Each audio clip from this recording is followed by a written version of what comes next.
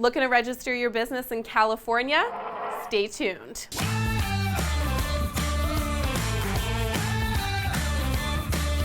The first step, get all your IRS paperwork in one place.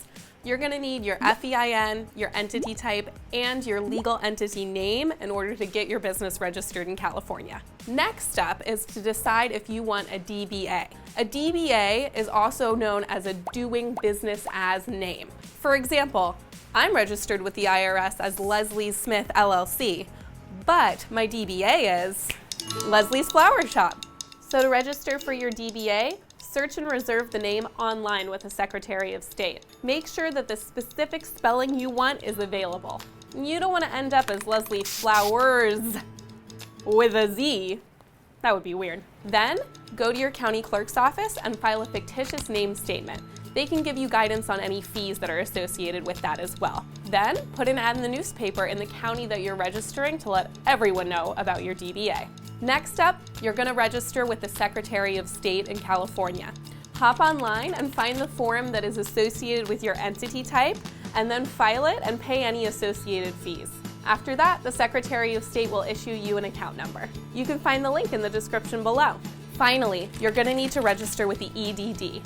That stands for the Employment Development Department, and that's the entity that's going to give you your EDD account number.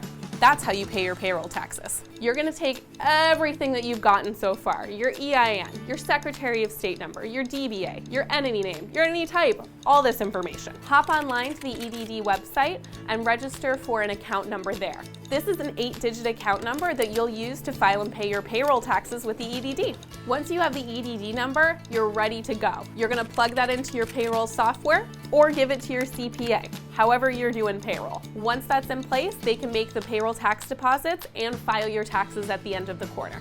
What about federal payroll taxes? Those are paid with the FEIN that you already got from the IRS. The important thing to remember is this is just for payroll, so you still have to check in with your CPA and legal advisors to make sure that you have account numbers for everything else that you might need as a business.